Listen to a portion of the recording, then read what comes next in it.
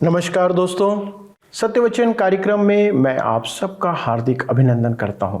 यदि आप इस कार्यक्रम के नियमित दर्शक हैं तो मेरी आशा और विश्वास है कि इब्रानियों की पत्री का अध्ययन आपके आत्मिक जीवन में उन्नति में मील का पत्थर साबित हुआ होगा। आपको ज्ञात हुआ होगा कि परमेश्वर का आपके जीवन के साथ एक वास्तविक और सच्चा नाता है। आपको ये भी प्रतीत हुआ होगा कि वह आपसे कितना प्रेम करता है। वह आपको खोना नहीं चाहता कि ज्ञान की कमी के कारण आप नाश हो जाएं। जैसे बहुत से लोग परमेश्वर की गति, चाल, व्यवहार और अपेक्षाओं को न जानने के कारण विनाश के मार्ग में चल पड़े हैं। आपके पास जीवन में सब कुछ हो सकता है, लेकिन यदि आप परमेश्वर के कार्य और नियमों को नहीं जानते हैं तो बहुत से अवसरों को आप खो देंगे जो वह सच्चे और जीवित परमेश्वर पर विश्वास करने वालों को इस जीवन में और आने वाले जीवन में प्रदान करता है। हमने परमेश्वर को नहीं देखा है, बल्कि इस संसार के किसी भी मनुष्य ने परमेश्वर को नहीं देखा, लेकिन हम उसके कार्यों को प्रतिदिन देखते हैं जो सिद्ध करते हैं, साबित करते हैं कि वह है, वह उपस्थित है, वह जीवित परमेश्वर है। यदि आप इन बातों को नहीं देख पाते हैं तो आपकी सांस पर ध्यान दें जो चल रही है। यह सांस किसके द्वारा संचालित है? क्या आपके द्वारा? निश्चय आप ना ही कहेंगे, सिर हिला करके कहेंगे। यह सच है कि हमारी सांस का संचालन हम में से कोई नहीं कर सकता। इसका अर्थ है कि कोई है जो इसे संचालित करता है और वह परमेश्वर है। वह परमेश्वर ही है जो हमारे अंदर जीवन की श्वास को चलने देता है।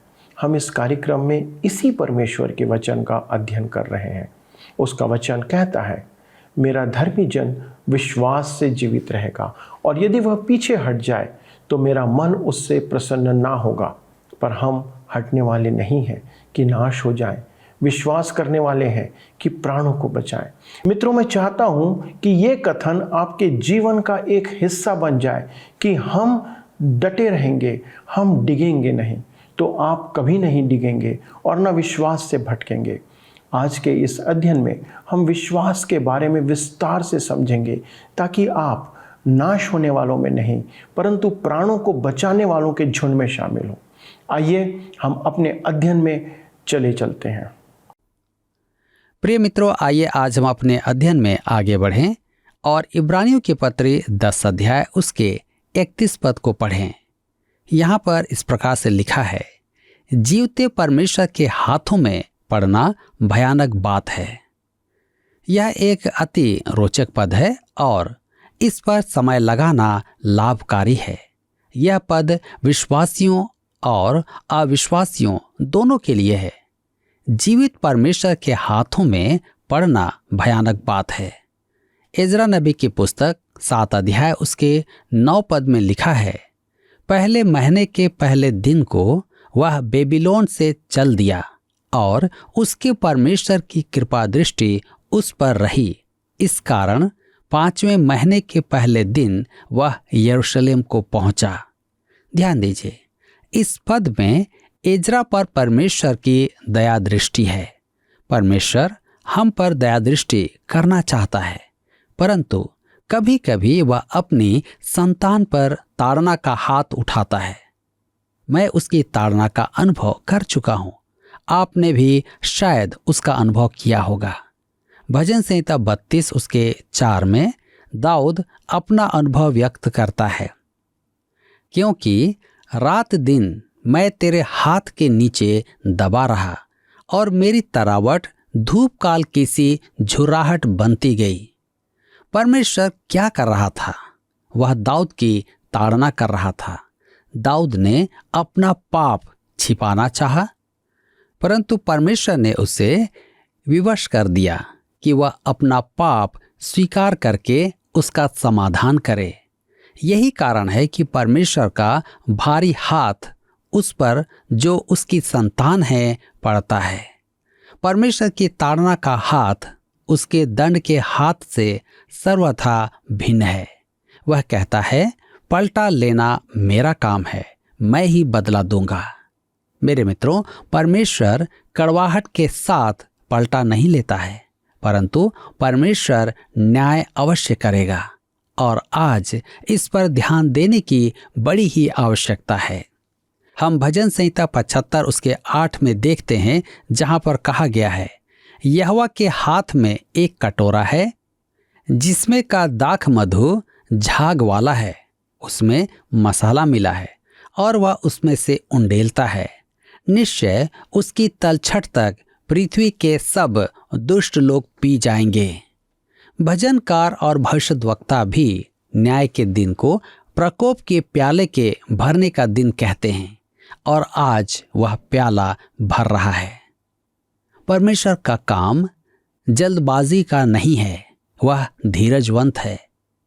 वह नहीं चाहता कि कोई नष्ट हो, परंतु दंड का कटोरा भर रहा है। मेरे मित्रों, वह कटोरा कड़वा है। परमेश्वर के दंड का कटोरा उस हर एक का भाग है जिसने परमेश्वर के पुत्र को पांव तले रौंदा और वाचा के लहू को, जिसके द्वारा वह पवित्र ठहराया गया था, अपवित्र जाना है और अनुग्रह के आत्मा का अपमान किया है। मेरे मित्रों, यदि आप प्रभु यीशु द्वारा आपके लिए किए गए क्रूस के कार्य का तिरस्कार करते हैं तो आपके लिए दंड निश्चित है, आपके लिए आशा नहीं है। यह वही बात है जो लेखक इन यहूदी नवदीक्षितों को समझाना चाहता है।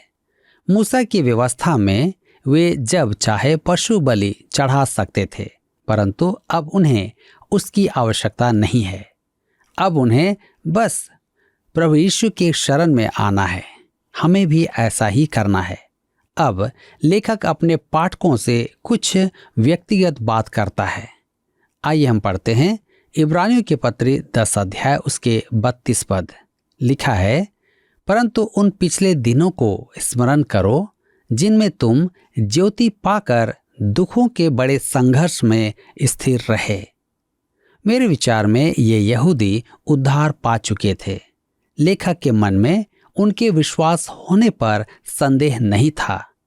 आगे हम पढ़ते हैं इब्रानियों के पत्री 10 अध्याय उसके 33 और 34 पद में। यहाँ पर लिखा है, कभी कभी तो यूं कि तुम निंदा और क्लेश सहते हुए तमाशा बने, और कभी यूं कि तुम उनके साझी हुए जिनकी दुर्दशा की जाती थी, क्योंकि तुम कैदियों के दुख में भी दुखी हुए और अपनी संपत्ति भी आनंद से लूटने दी, यह जानकर कि तुम्हारे पास एक और भी उत्तम और सर्वदा ठहरने वाली संपत्ति है। लिखा है, कभी कभी तो यूं कि तुम निंदा और क्लेश सहते हुए तमाशा बने। मेरे मित्रों, विश्वासियों को सार्वजनिक तमाशा बनाया जाता था। आगे लिखा है, अपनी संपत्ति भी आनंद से लूटने दी। कुछ विश्वासियों को तो जेल में डाल दिया जाता था और कुछ की संपत्ति छीन ली जाती थी। लेखक उन्हें इस क्लेश के समय उनके विश्वास और सहनशीलता का स्मरण करवाता है। इब्रानियों के पत्र 10 अध्याय उसके 35 पद में आगे लिखा है, इसलिए अपना हियाव ना छोड़ो क्योंकि उसका प्रतिफल बड़ा है। ध्यान दीजिए, लिखा है इसलिए अपना हियाव ना छोड़ो, अर्थात अपने विश्वास को बिना डगमगाए दृढ़ता से थामे रहो। इब्रानियों के पत्र 10 उसके 36 पद में लिखा है, क्योंकि तुम्हें धीरज धरना आवश्यक है ताकि परमेश्वर की इच्छा को पूरी करके तुम प्रतिज्ञा का फल पाओ। धर्मशास्त्र में धीरज और विश्वास परस्पर जुड़े हुए हैं। क्लेशों के मध्य विश्वास रखकर उन्हें भावी आशा को धीरज धरकर थामे रहना है कि विश्वास पूरा होगा। इब्रानियों के पत्र 10 अध्याय उसके 37 पद में आगे लिखा है, क्योंकि अब बहुत ही थोड़ा समय रह गया है जबकि आने वाला आएगा और देर न करेगा। मेरे मित्रों, मैं प्रायः सुनता हूं, प्रभु ना आए तो मैं फिर मिलूंगा। प्रभु यीशु अपनी यात्रा स्थगित नहीं कर रहा है, उसका आना निश्चित है। कुछ लोग पूछते हैं, प्रभु कब आएगा? प्रभु मुझे अपनी यात्रा सूची तो दिखाता नहीं है कि मैं उसके आने का दिन जान सकूं। कुछ लोग उसके आने की चर्चा ऐसे करते हैं जैसे उन्होंने उनकी डायरी पढ़ ली हो। यह तो निश्चित है कि वह अपने निर्धारित समय पर आएगा। इब्रानियों के पत्र 10 अध्याय उसके 38 पद में आगे लिखा है, पर मेरा धर्मी जन विश्वास से जीवित रहेगा, और यदि वह पीछे हट जाए तो मेरा मन उससे प्रसन्न न होगा। ध्यान दीजिए, यह पद हबक्कूक 2 अध्याय उसके 3 और 4 पद का संदर्भ है। पौलुस भी इसे रोमियो और गलातिया की कलीसियाओं को लिखे पत्र में काम में लेता है। मेरा धर्मी जन विश्वास से जीवित रहेगा। परमेश्वर पापी को कैसे धर्मी ठहराता है? इब्रानियों को लिखे इस पत्री में धर्मी जन का विश्वास से जीवित रहना महत्वपूर्ण दर्शाया गया है। इसमें जीवित परमेश्वर के भी अनेक संदर्भ हैं, और इस पत्री में जीवित मध्यस्थ की भी चर्चा की गई है। वह प्रभु यीशु है जो हमारे लिए मरकर फिर जी उठा और परमेश्वर की दाहिनी ओर उपस्थित है। अतः हम जो उसके हैं, हमारे पास जीवित परमेश्वर है और उसके दाहिनी ओर एक जीवित मध्यस्थ हमारे लिए उपस्थित है। तो हमें विश्वास का जीवन जीना है। मैं पहले भी कह चुका हूं कि हमारा विश्वास अंधेरे में छलांग लगाना नहीं है, वह परमेश्वर के वचन पर आधारित है। धर्मी जन विश्वास से जीवित रहेगा। गलातिया की कलीसियाओं को लिखते समय पौलुस भी विश्वास पर बल देता है। धर्मी जन विश्वास से जीवित रहेगा। यदि वह पीछे हट जाए तो मेरा मन उससे प्रसन्न न होगा। इब्रानियों की पत्री 10 अध्याय उसके 39 पद में लिखा है, पर हम हटने वाले नहीं कि नाश हो जाएं, पर विश्वास करने वाले हैं कि प्राणों को बचाएं। लेखक यह नहीं मानता है कि वे पीछे हट गए हैं, परंतु वह उन्हें इसके संकट की चेतावनी दे रहा है। लेखक कहता है कि एक नाविक की नाई हम पतवार खोलकर आगे बढ़ जाएं। वह शंका व्यक्त करता है कि निराशा के कारण विश्वासी उन्नति करने से पिछड़ न जाएं, क्योंकि सताव, क्लेश और कठिनाइयां उनके सामने थीं। हमारा उद्धारकर्ता जीवित है, अतः हम सब पतवार गिराकर परमेश्वर के लिए चल पड़े। फ्रांस देश में कुछ संप्रदाय के ईसाई सताए गए थे और उनके साथ विश्वासघात किया गया था। फ्रांस ने उनका सर्वनाश कर दिया। उन्होंने युद्ध तो किया, परंतु वे अपनी मृत्यु के प्रति निश्चित थे। उनका नारा था, यदि परमेश्वर हमारे साथ है तो हमारा विरोधी कौन होगा।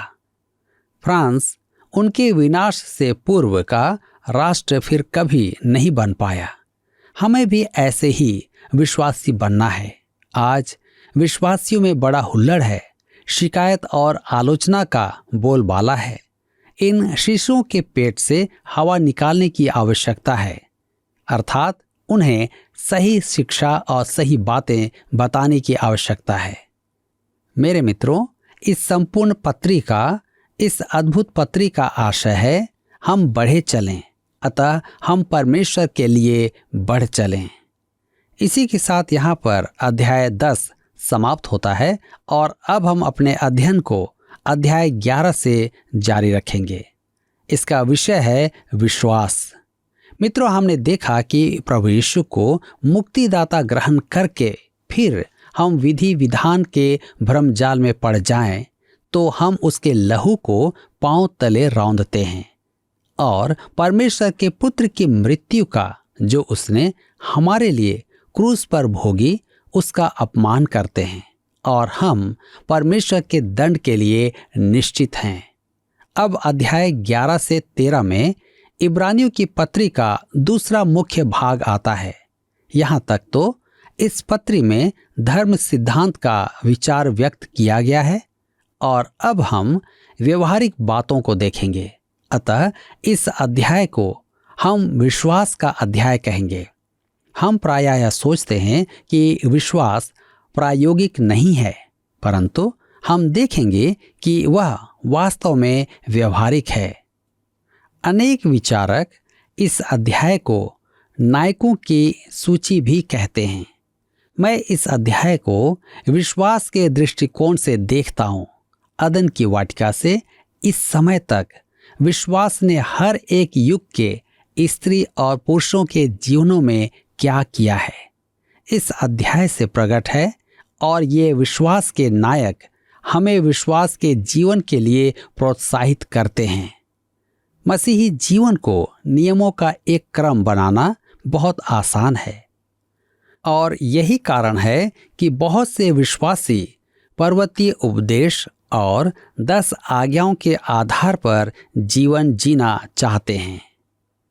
मैं जब किसी नए स्थान पर जाता हूं तो मैं दिशा निर्देश पूछता हूं और लोग मुझे लिख कर दे देते हैं, जैसे सीधे जाकर बाईं ओर मुड़ना, तब कुछ ब्लॉक पार करने के बाद दाहिनी ओर मुड़ना आदि। मुझे यह तरीका पसंद है क्योंकि इसमें निर्देशों का पालन करना आसान है। अधिकांश मनुष्यों के लिए जीवन ऐसा ही है। वे नियमों का स्पष्ट क्रम पालन करना चाहते हैं। इस अध्याय में हम कुछ ऐसे लोगों को देखेंगे जो सर्वथा भिन्न मार्ग पर चले। वे विश्वास का जीवन जिए और परमेश्वर हमसे भी यही चाहता है कि हम विश्वास का जीवन आचरण रखें। मेरे मित्रों, इस अध्याय में हम देखेंगे कि अविश्वास सबसे बड़ा अपराध है जो मनुष्य करे।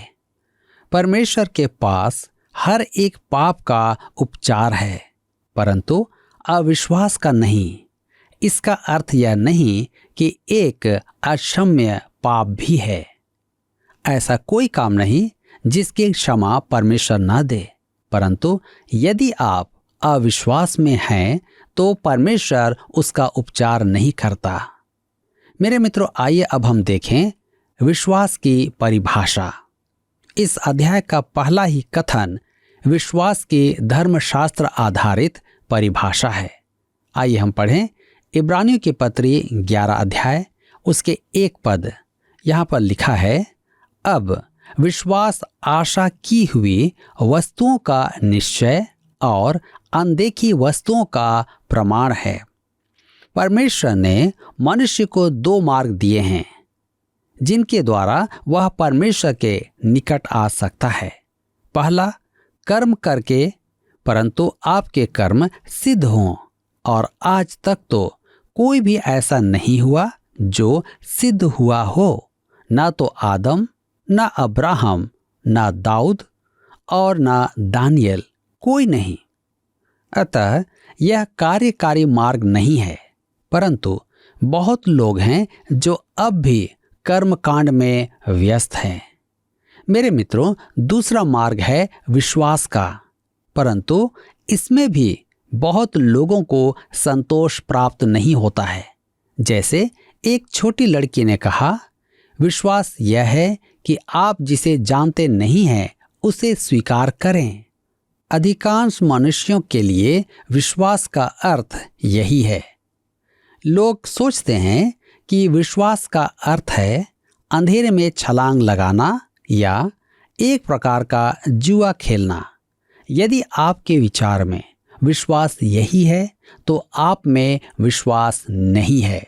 जी हाँ, विश्वास आशा की हुई वस्तुओं का जो अनदेखी हैं उनका प्रमाण है। इसका अर्थ यह है कि विश्वास का एक आधार है। कुछ के लिए विश्वास एक रहस्य है, छठी इंद्री है जो आत्मिक क्षेत्र में देखती है या एक नए संसार में खुल जा सिमसिम है। उनके लिए विश्वास का अर्थ है कि आप एक गुप्त क्षेत्र में दीक्षा ग्रहण करते हैं और परमेश्वर भले कामों की अपेक्षा रहस्यमय काम ग्रहण करेगा। यदि आपका विश्वास कठिन प्रयास का प्रयास हो तो मेरे मित्रों, दुष्ट आत्माएं विश्वास में हमसे आगे हैं, परंतु वे उद्धार से रहित हैं। आज अनेक शैतानी संप्रदाय हैं। इन लोगों के लिए विश्वास गले में लटकाने वाला एक प्रकार का तावीज है। यह तो विश्वास नहीं है। चार्ल्स स्पर्जन ने कहा था, प्रभु यीशु को थामने से उद्धार नहीं होता है, प्रभु यीशु उद्धार दिलाता है। मसीह यीशु में आनंद मनाने से उद्धार नहीं है, प्रभु यीशु उद्धार दिलाता है। प्रभु यीशु में विश्वास करना भी उद्धार का कारण नहीं, जबकि वह एक साधन अवश्य है। उद्धार प्रभु यीशु का काम और उसकी योग्यता है। मेरे मित्रों, आपके उद्धार का मार्ग यही है, इसी पर निर्भर करें। बस यही सब कुछ है। अतः विश्वास कोई रहस्य नहीं है।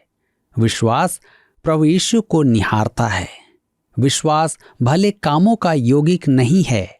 आज बहुत से लोग विश्वास को ऐसा मानते हैं जैसे सलाद पर नमक छिड़कना, भले कामों के साथ विश्वास करना। मित्रों, यह तो विश्वास नहीं है। आज मैं आपसे पूछना चाहता हूं कि आपका विश्वास किस प्रकार का है?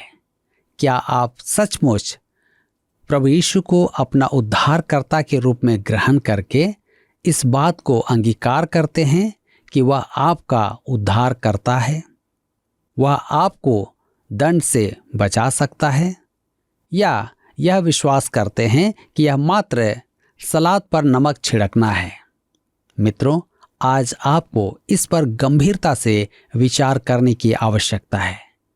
प्रभु इस वचन के द्वारा आप सबको आशीष दे। पिछले प्रश्न का उत्तर है सी, उत्साह दिलाना। अध्याय 10 पद 24 में उसकाने शब्द का मूल अर्थ है उत्साह दिलाना। आज का प्रश्न है, हमारे अध्ययन के आधार पर परमेश्वर की ताड़ना का हाथ और उसके दंड का हाथ दोनों खाली स्थान है। ए भिन्न, बी समान, सी कोई अंतर नहीं, डी थोड़ा अंतर। मित्रों, इस प्रश्न का उत्तर हमें कल सुबह 6 बजे से पहले विकल्प ए, बी, सी या डी के साथ अपना नाम, पता, स्थान के साथ 9651433397 पर SMS या व्हाट्सएप करें। सभी विजेताओं को विशेष पुरस्कार प्रदान की जाएगी। धन्यवाद। क्या आपको यह कार्यक्रम पसंद आया? अभी हमें एक मिस कॉल करें और आप अगले विजेता हो सकते हैं।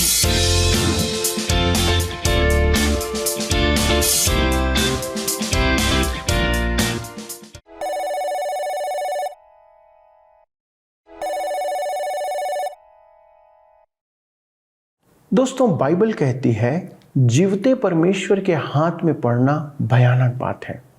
ये एक नकारात्मक वाक्य है। भली बातों के लिए परमेश्वर के हाथों में पड़ना सुखद बात है, जिससे हम एजरा 7 अध्याय 9 पद में देखें। परमेश्वर का वचन हमारे लिए कितना महत्वपूर्ण है। क्या आप इस अध्ययन के माध्यम से इसे समझ पा रहे हैं? परमेश्वर चाहता है कि हम परमेश्वर द्वारा तिरस्कृत किए जाने के खतरे से बचें। इसलिए वह हमें इस अध्ययन के द्वारा निरंतर सावधान करना चाहता है और करते आ रहा है।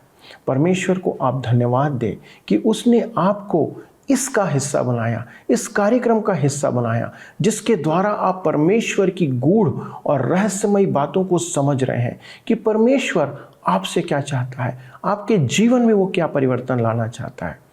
परमेश्वर से हम दूर नहीं जा सकते।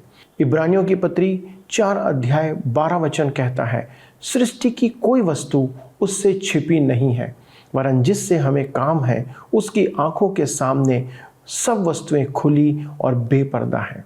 तो फिर क्यों न हम उसके पास प्रतिदिन उसके निकट आएं और अपने अटल विश्वास की स्थापना प्रभु यीशु मसीह में होकर करें। जैसा उसका वचन कहता है, हम भी दृढ़ता से कहें, हम हटने वाले नहीं कि नाश हो जाएं, पर विश्वास करने वाले हैं कि प्राणों को बचाएं। दोस्तों, ये सिद्ध है कि जिसे हम आने वाले अध्ययनों में देखेंगे कि परमेश्वर ने हम जैसे साधारण लोगों को उनके विश्वास के कारण असाधारण मनुष्य किस प्रकार बना दिया। तो दोस्तों, आप इस कार्यक्रम में बने रहें ताकि हम निरंतर आपकी सहायता करते रहें।